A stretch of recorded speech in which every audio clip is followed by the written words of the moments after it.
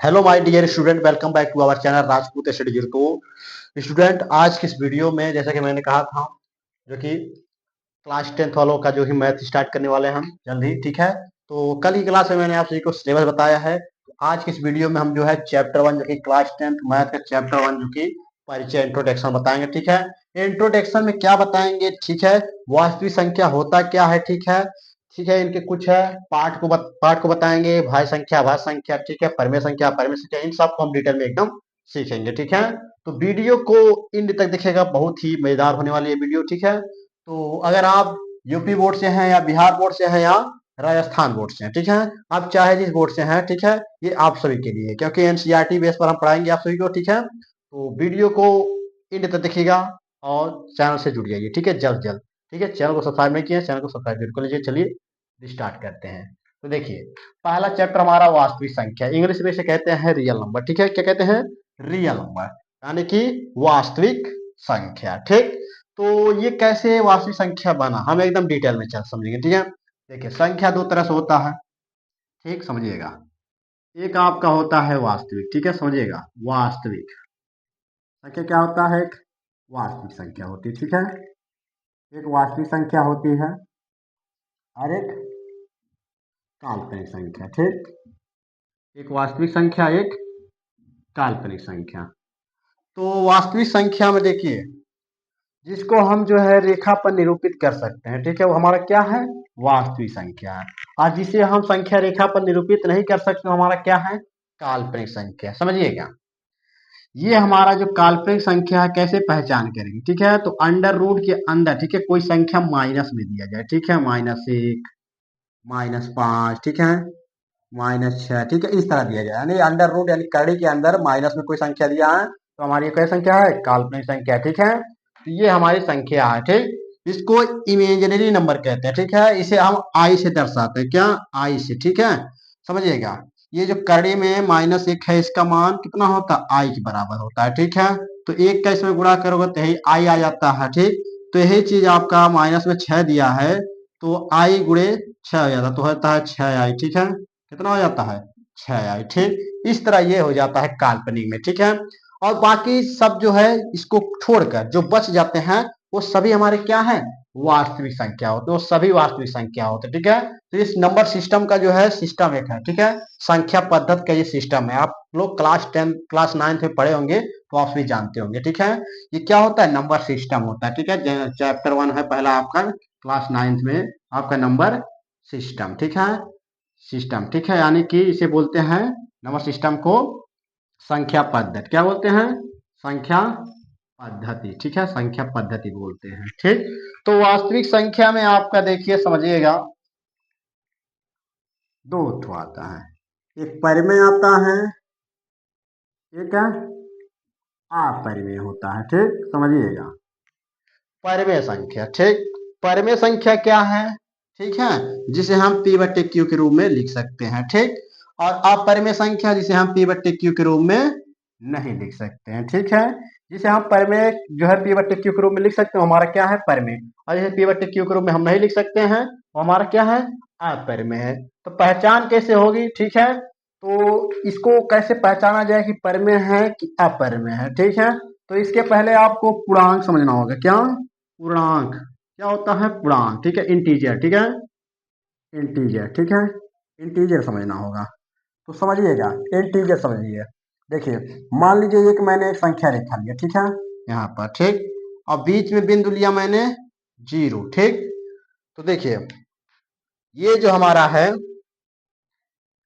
0, ठीक है। एक तरफ आपका धनात्मक संख्या जाती है, ठीक है, और एक तरफ क्या जाती है? ऋणात्मक जाती, ठीक है। एक तरफ क्या जाती है आपका? ऋणात्मक संख्या, ठीक, इस तरह, ठीक है। तो समझिएगा, जो आपकी संख्या पूर्णांक होगी, ठीक है, वही हमारा क्या होगा? वास्तविक संख्या होगा। क्या होगा? वास्तविक।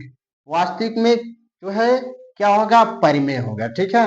वो संख्या वास्तविक तो होगी, लेकिन उसमें भी आपका परिमेय अपरिमेय है वास्तविक में। तो परिमेय क्या होगा? कैसे? देखिए, ये जो आपका पूर्णांक है, ठीक है, अगर पूर्णांक है संख्या, ठीक है, तभी आपका ये परिमेय हो गया, ठीक है।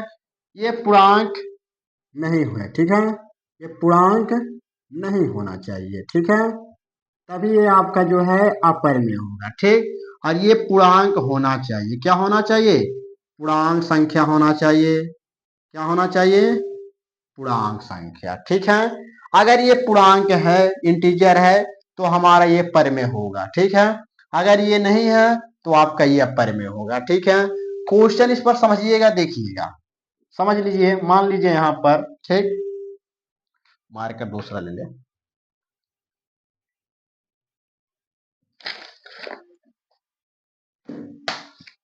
चलिए ये वाला हो गया। यहां पर देखिए, ये मैंने लिया, अगर कह दिया मैंने 3/2, ठीक है, ये बताइए आपका ये परिमेय है कि नहीं परिमेय है, ठीक है। तो समझिएगा, ये ऊपर वाला आपका देखिए इसमें आया कि नहीं पूर्णांक में, ठीक है, एक प्लस जाएगा, एक ऋणात्मक जाएगा, ठीक है। तो ये हमारा क्या है, पूर्णांक है, ऊपर वाला तो पूर्णांक है, नीचे वाला भी पूर्णांक रहेगा, तभी आपका ये परिमेय होगा। तो नीचे वाला भी आपका 2 है, प्लस में ये पूर्णांक है, यानी कि हम कह सकते हैं ये हमारा क्या है, परिमेय है, ठीक है। इसी तरह हम एक और लेते हैं, मान लीजिए कड़ी में 3/2, ठीक है। अगर इसको कह दिया जाए ये परिमेय है कि नहीं, तो ऊपर वाला देखिए आपका इसमें कहीं पर कड़ी वाला शब्द आया है, कोई अंक आया है, अंक आया नहीं है, तो ये हमारा क्या है, पूर्णांक नहीं है, ठीक है, ये पूर्णांक पूर्णांक नहीं है। और ये नीचे वाला पूर्णांक है। तो देखिए समझिएगा, जब आपका दोनों संख्या जो है पूर्णांक रहेगी, तभी आपका ये क्या होगा, परिमेय होगा, अन्यथा ये अपरिमेय कहलाएगा, ठीक है। तो ये आपको समझ में आ गया, ठीक। इसी तरह हम देखेंगे एक और, मान लीजिए यहाँ पर 3 दे दिया, अब इसमें पूछ लेता है ये परिमेय है कि अपरिमेय, तो समझिएगा इसके बटे में कुछ नहीं होता है, तो कितना होता है, 1 होता है, ठीक है। ऊपर वाला क्या हो गया आपका, पूर्णांक है, समझिएगा, ऊपर वाला क्या है, पूर्णांक है। तो नीचे वाला क्या है, एक देखिए, एक आया कि नहीं इसमें, तो ये भी हमारा क्या है, पूर्णांक है, क्या है, पूर्णांक है, ठीक। तो इसलिए हम जो है ये बेसिक क्यों बता रहे हैं आपको, क्योंकि आपके जो है ये आपको ये काम आएगा आगे पढ़ेंगे, ठीक है, इसलिए मैं आप सभी को ये छोटा छोटा चीज बता रहा हूँ, ठीक है। तो इसमें पूर्णांक, अब इसी में कह दिया जाए, एक ऊपर माइनस में 3 दे दिया जाए, नीचे 5 दे दिया जाए, ठीक है, ऐसे कह दिया जाए ये परिमेय है कि अपरिमेय है, ठीक है। तो कैसे जानेंगे, तो समझिएगा, ये जो ऊपर वाला आपका है 3, ये देखिए ऋणात्मक संख्या में आया कि नहीं, तो पूर्णांक होता क्या है, समझिएगा, पूर्णांक इंटीजर, ठीक है, ये आपका एक तरफ ऋणात्मक होता है, समझिएगा, ऋणात्मक क्या होता है, एक ऋणात्मक एक तरफ होगा, और एक तरफ धनात्मक, यानी कि ऋणात्मक और धनात्मक हो सकता है, लेकिन भिन्नात्मक नहीं हो सकता, भिन्न में नहीं आ सकता, ठीक है। आपका जो है ये सिर्फ ऋणात्मक संख्या और धनात्मक संख्या हो सकती है, ठीक है। तो समझिएगा, ऊपर वाली क्या है, माइनस में 3 है, ठीक है, तो ये पूर्णांक में आया है, यानी कि हमारा क्या है, पूर्णांक है, ठीक है। 5 प्लस में आया है, धनात्मक में आया है, तो ये भी हमारा क्या है, पूर्णांक है। अब जब समझिएगा, जब ऊपर वाला पूर्णांक है, नीचे वाला पूर्णांक है, तो ये हमारा क्या होगा, परिमेय होगा, ठीक है। तो ये हमारा हो गया, ठीक है, वास्तविक संख्या में, ठीक। इसके थोड़ा और डिटेल में हम समझेंगे, ठीक है, इसको हम इरेज कर देते हैं, यानी मिटा देते हैं, उसके बाद आगे समझते हैं, ठीक है।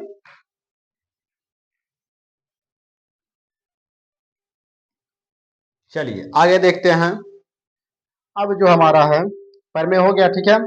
परमेय में मान लो एक देता है ऐसे, ठीक है, पाई। अब पाई जानते हैं आप, और इसका मान होता है 22/7।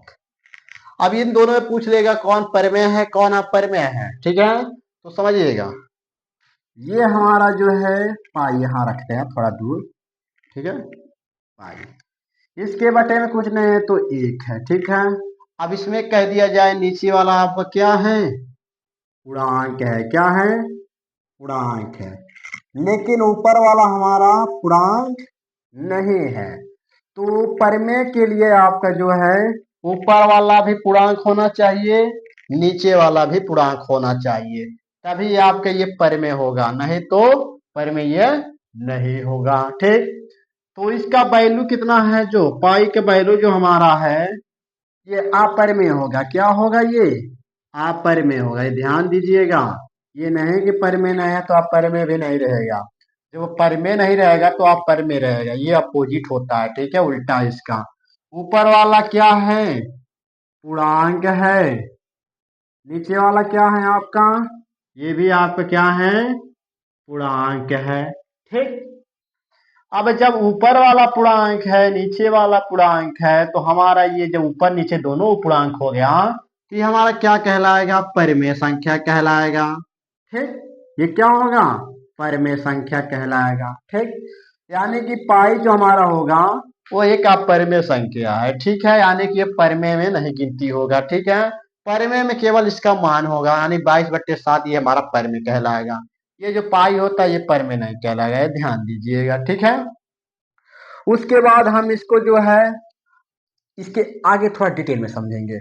चलिए अब हम शुरू से एकदम स्टार्ट से चलते हैं। ठीक है, अब प्राकृतिक संख्या किसे कहते हैं। ठीक है, प्राकृतिक संख्या। ठीक, प्राकृतिक संख्या क्या होती है, जो वस्तुओं को गिनने में प्रयोग किए जाने वाले अंक हैं। ठीक है, वही हमारे क्या है, प्राकृतिक संख्या होती है। ठीक है, जिनको हम वस्तुओं को गिनने में प्रयोग करते हैं। ठीक है, हमारे क्या है, प्राकृतिक संख्या।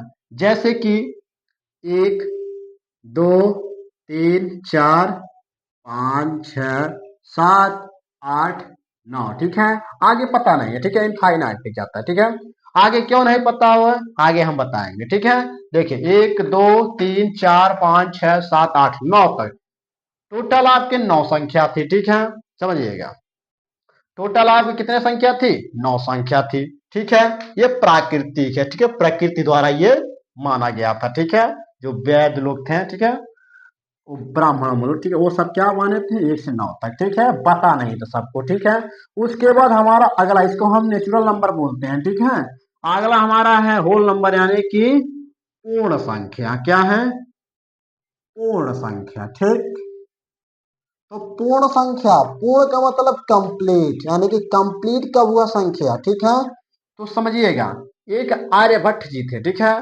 क्या थे, आर्यभट्ट जी। ठीक है, वो जो है ऐसे पढ़ रहे थे, ठीक जैसे आप सही पढ़ रहे हैं। ठीक है, वैसे पढ़ रहे थे तो उनके गुरुजी 1 से 9 तक का जो है गिनती उनको बताया।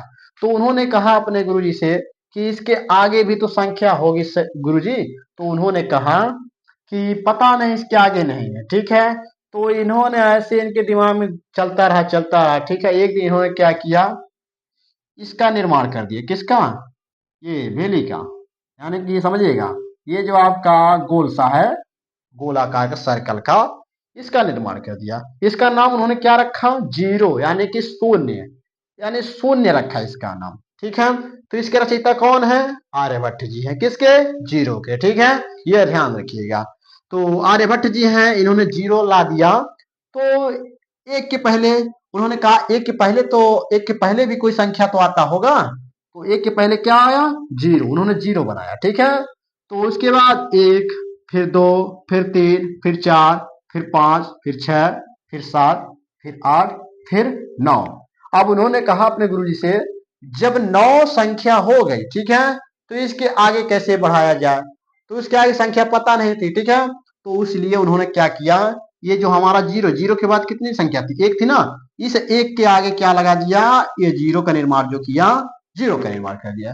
तो 9 के बाद 10 बन गया। ठीक है, 10 के बाद अब एक के बाद एक है, यानी 11 हो गया। फिर 2 वाला जोड़ दिया, इसमें 12 हो गया। ठीक, और ये 3 जोड़े 13 हो गया। ठीक है, इस तरह संख्या जो है पूर्ण हो गई। क्या हो गई, पूर्ण हो गई, यानी पूर्ण का मतलब कंप्लीट हो गई। ठीक है, इसीलिए इसको हम पूर्ण संख्या बोल देते हैं। ठीक है, तो ये हमारे कई संख्या हो गई, पूर्ण संख्या हो गई। ठीक है, इस तरह हमको ये करना है। ठीक, उसके बाद हमारा पूर्ण संख्या हो गया। अब हम समझेंगे पूर्ण संख्या के बाद, ठीक है, सम संख्या, उसके बाद विषम संख्या। ठीक, उसके बाद हम चलेंगे अपने चैप्टर की तरफ, जो चैप्टर में पढ़ना है। ठीक है, तो उसके बाद हमारा सम संख्या, समझिएगा, सम संख्या।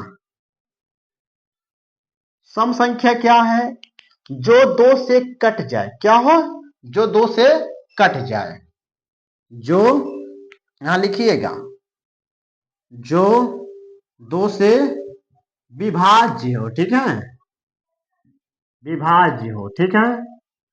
इकाई अंक क्या होना चाहिए इसका, समझिएगा, इकाई अंक भी बताएंगे। इकाई अंक क्या होना चाहिए इसका, समझिएगा। इकाई अंक जो होना चाहिए वो होना चाहिए लास्ट में 0 हो, ठीक है, 2 भी हो सकता है, ठीक है, 4, 6, 8, इकाई अंक ये होना चाहिए लास्ट में, ठीक है। इकाई अंक क्या होता है, मान लीजिए यहाँ मैंने 12 लिया तो इकाई दहाई होता है ना, पढ़े होंगे आप सभी, इकाई दहाई। तो इकाई जो लास्ट वाला ये हमारा अंक है 2, यही हमारा इकाई है, यानी लास्ट वाला जो है 2 रहे या 0 रहे, ठीक है, तो वह सम संख्या होगी, ठीक है, समझे। अब उसके बाद देखिए, अब हम विषम संख्या समझेंगे, ठीक। विषम संख्या, इसका अपोजिट हो जाएगा सम का, जो 2 से विभाज्य, लिख लीजिएगा, जो 2 से विभाज्य न हो, ठीक है, इसको छोड़कर बाकी चाहे जो रहे, ठीक है, वो हमारा क्या होगा, विषम होगा, ठीक है, सम विषम, ये समझ गए आप सभी। अब हम आगे समझेंगे, ठीक है, परिमेय अपरिमेय समझ गए, ठीक। और उसके बाद पूर्णांक भी समझ गए हैं, पूर्णांक धनात्मक और ऋणात्मक दोनों हो सकता है, ठीक है, धनात्मक और ऋणात्मक दोनों होता है। प्राकृतिक संख्या समझ गए आप सभी, 1 से 9 तक जो वस्तुओं को गिनने में प्रयोग करते हैं, ठीक है। पूर्ण संख्या जो कि 0 से कंप्लीट हो गया, ठीक है, जो जीरो जीरो सहित, ठीक है, जीरो सहित प्राकृतिक संख्या भी उसमें शामिल हो, वही हमारा पूर्ण संख्या है, ठीक है। सम संख्या हमारे क्या है, सम संख्या, ठीक है, जो 2 से विभाज्य, 2 से भाग चला जाए, ठीक है, यानी इसमें विभाज्य नहीं कट जाए, ठीक है, वही हमारा क्या है, सम संख्या। विषम संख्या जो 2 से विभाज्य ना है, 2 से जो ना कटे, वही हमारा क्या है, विषम संख्या है, ठीक है। इतना आप सभी को समझ में आ गया होगा।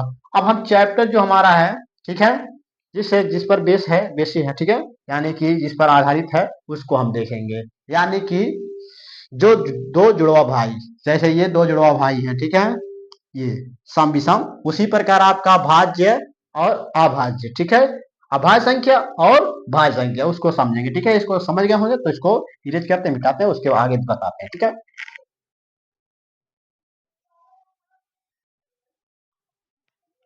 चलिए अब देखते हैं, तो हमने लिया एक भाज्य संख्या, ठीक है, समझिएगा, भाज्य संख्या, और एक तरफ लिया मैंने अभाज्य संख्या, अभाज्य संख्या, ये 2 संख्या मैंने लिया, ठीक है। इसे बोलते हैं कंपोजिट नंबर, क्या बोलते हैं, कंपोजिट नंबर, ठीक है। इसे क्या बोलते हैं, प्राइम नंबर, क्या बोलते हैं, प्राइम नंबर, समझिएगा, ये कंपोजिट नंबर, ये प्राइम नंबर, तो समझिएगा।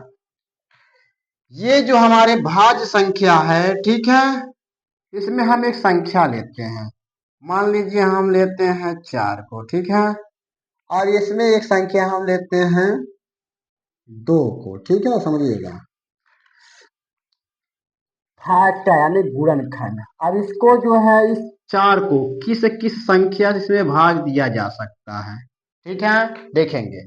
तो इसमें 1 से भाग दिया जा सकता है, 2 से भाग दिया जा सकता है, और 4 से, यानी कि हम इसमें कह सकते हैं जो भाज्य संख्या होगी उसके जो है 2 से अधिक गुणनखंड होंगे, ठीक है, 2 से अधिक फैक्टर होंगे, गुणनखंड को हम फैक्टर बोलते हैं इंग्लिश में, ठीक है। तो जिसके, यहां पर लिख लेना, जिसके 2 से अधिक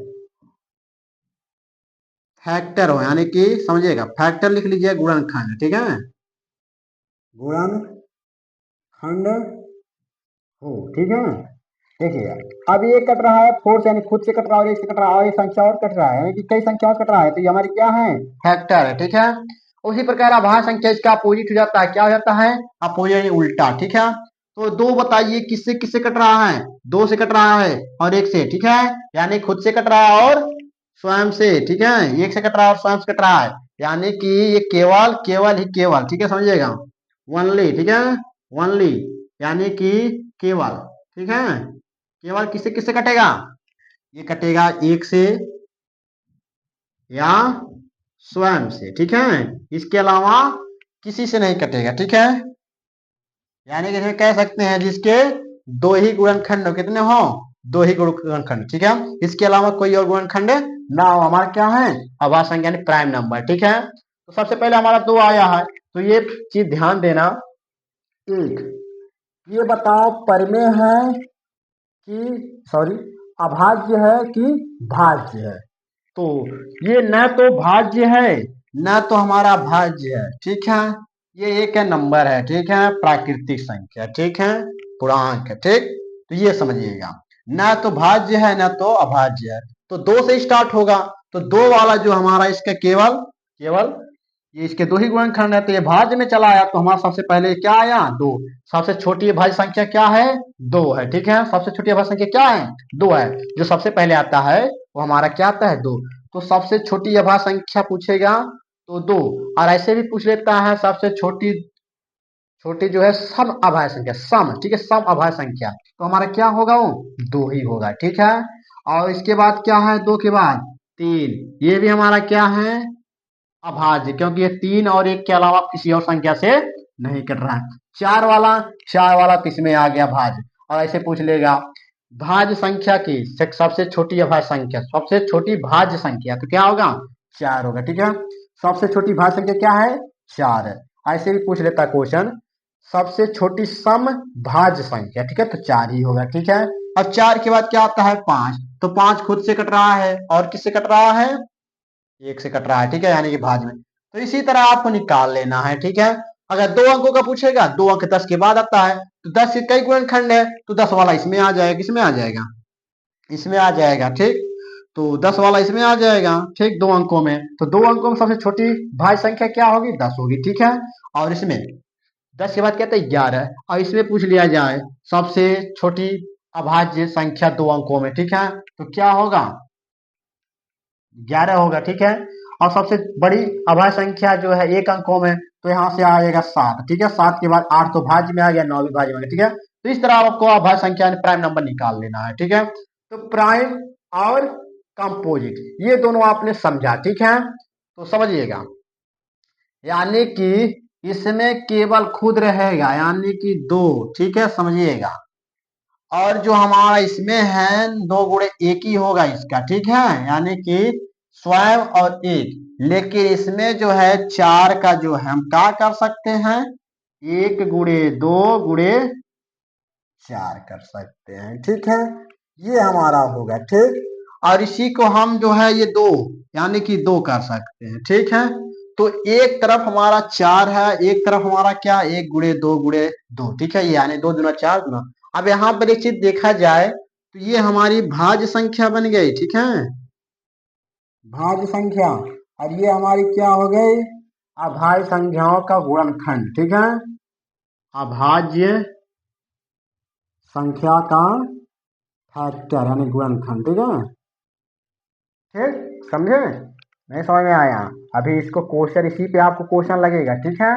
भाज्य बराबर अभाज्य संख्या का फैक्टर यानी गुणनखंड, ठीक है। तो इतना समझ में आया। अब चलिए हम थोड़ा क्वेश्चन के माध्यम से आपके जो कि चैप्टर में जो है, ठीक है, यही इसी बेस पर आपका आधारित क्वेश्चन आपका आज के जो टॉपिक में है आज बताएंगे, थोड़ा सवाल बताएंगे आपको अच्छे से तरीके से समझ में। अब तक मैंने आपको बेसिक बताया परिचय में, ठीक है, जो कि मैंने आपको इंट्रोडक्शन में बताया, ठीक। अब हम स्टार्ट करेंगे आपके चैप्टर का जो वास्तविक संख्या है, इसमें जो आपका पहला टॉपिक आता है उसको देखेंगे, ठीक है। इसको आप नोट करना हो कर लीजिए, तो इरेज करते हैं हम।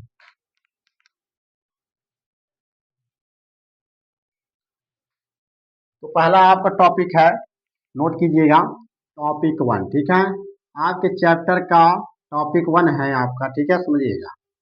यहाँ पर लिखते हैं अंक गणित, ठीक है, अंक गणित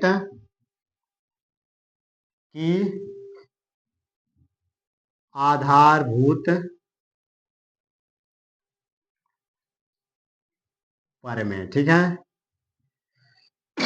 आधारभूत, आधारभूत, यहाँ भूत कहाँ आ गया, ठीक है, ठीक है, अंक गणित की आधारभूत परमेय, ठीक है, यानी कि यहाँ पर अभाज्य संख्याओं का गुणनखंड, ठीक है, समझिएगा। ये आपका टॉपिक है, ठीक है। अभाज्य संख्याओं का गुणनखंड, ठीक है। तो मैंने आपसे को भाज्य अभाज्य बताया, ठीक है। आप समझेंगे, ठीक है, भाज्य अभाज्य के बारे में। तो देखिए भाज्य बराबर आपका होता है, समझिएगा, अभाज्य अभाज्य संख्याओं का गुणनखंड, ठीक है। अभाज्य संख्याओं का गुणनखंड। जैसा कि मैं एक भाज्य संख्या लेते हैं, ठीक है। क्या लेते हैं? भाज्य संख्या। अब ये बताओ 12 क्या है? भाज्य संख्या। कौन सी संख्या है? भाज्य संख्या। जब हमारा जो 12 है ये भाज्य संख्या है, तो इसको हम क्या क्या लिख सकते हैं? यहाँ पर ऐसे तोड़ लेंगे, ठीक है। तोड़ना आपको आता होगा, ठीक है। फैक्टर करना, ठीक है। 2 छक 12, 2 तिया 6, 3 एक नम 3, ठीक है। यहाँ पर यानी कि 2 गुणे 2 गुणे 3। अब यहाँ पर देखा जाए जो हमारी 12 है ये भाज्य संख्या है और ये अभाज्य संख्याओं का गुणनफल है, ठीक है, यानी कि गुणनखंड है, ठीक है। तो देखिए ये जो हमारा 2 है ये क्या है? 2 से कट रहा है, 1 से कट रहा है, यानी कि हमारी क्या है? ये अभाज्य है। फिर ये 2 ये भी हमारा क्या है? ये भी हमारा भाज्य है। 3 को देख लेते हैं, 3 भी हमारा 3 से कट रहा है, यानी कि ये भी हमारा क्या है? अभाज्य संख्या है। यानी कि हम कह सकते हैं कि जो भाज्य संख्याओं का भाज्य संख्या है वो है अभाज्य संख्या का गुणनखंड होता है, ठीक है। ये अभाज्य संख्या का क्या होता है? गुणनखंड होता है, यानी फैक्टर होता है, ठीक है। क्या? जो भाज्य संख्या होगा, ठीक। यानी कि यहाँ पर हम 36 ले लेते हैं एक सवाल में, ठीक है, और इसको हम तोड़ते हैं, ठीक है। तो 36 को ऐसे कर लेते हैं 36, ठीक है। 2 एक नम 2 अट्ठे 16, 2 नौ 18, 3 त्रिका 9, 3 त्रिका 9, यानी कि लिख सकते हैं 2 गुणे 2 गुणे 3 गुणे 3, ठीक है। ऐसा लिख सकते हैं, ठीक है। यानी कि 2 भी हमारा क्या है? ये हमारा अभाज्य है। 2 भी हमारा अभाज्य क्या? 3 हमारा क्या है? अभाज्य है, ठीक है। इसको एक तरह और लिखते हैं, ठीक है। देखो ये कितनी बार 2 दिया है? 2 बार, तो इसके पावर में 2 कर देंगे, ठीक। 3 कितनी बार में दिया है? 3 2 बार दिया है, 2 हो जाएगा। ये आंसर हो जाएगा, ठीक है। इस तरह आपको करना है, ठीक है। तो नेक्स्ट वीडियो में जो है हम आपको इसी तरह क्वेश्चन बताएंगे, ठीक है। चलिए आपके बुक में देख लेते हैं, तो एक क्वेश्चन और बता दें, ठीक है। इसको एरेज कर लेते हैं, इतना इसको बताते हैं, ठीक। चलिए एक क्वेश्चन देख लेते हैं आपके चैप्टर का, ठीक है। ये आपका 140 है, ठीक है। इसका हमको करना है, क्या करना है? अभाज्य वर्गखंड द्वारा इसको ज्ञात करना है, ठीक है। तो देखिए यहाँ पर समझिएगा 140 का ऐसे इस तरह हम तोड़ लेंगे, ठीक है। 140, 2 सत्ता 14, ठीक है। 2 तिया 6, 2 पंजे 30, ठीक है। और ये 5 सत्ते 32, 7 एक नम 7, ठीक है। यानी 140 का हमारा निकला, ठीक है। कितना निकला? 2 गुणे 2 गुणे 5 गुणे में 7 निकला, ठीक है। इसको इस तरह लिख सकते हैं 140 बराबर में 2 कितनी बार? 2 बार दे दो, पावर 2 आइए 5 गुणे में 7, ठीक है। इस तरह इसको कर सकते हैं, ठीक है। तो अंक गणित की आधारभूत प्रमेय, यानी कि हमारा पहला टॉपिक था अभाज्य संख्याओं का गुणनखंड, ठीक है। मैंने जो कि आप सभी को बताया, आप सभी को जो है नेक्स्ट वीडियो में इस लेवल के हम जो थोड़ा हाई लेवल का, ठीक है, थोड़े बड़े बड़े क्वेश्चन को सॉल्व करना आपको बताएंगे, ठीक है। तो ये था आज का हमारा टॉपिक, ठीक है। एकदम शुरुआत से ये इंट्रोडक्शन में मैंने बताया। तो कैसा लगा वीडियो कमेंट बॉक्स में जरूर बताइएगा। चैनल पर नया हो चैनल को सब्सक्राइब कर लीजिए, नोटिफिकेशन ऑन कर लीजिए। चलिए मिलते हैं नेक्स्ट वीडियो में इसी तरह के। तो हमारे चैनल को जो है सब्सक्राइब करके जुड़ जाइए, ठीक है। चलिए मिलते हैं नेक्स्ट वीडियो में।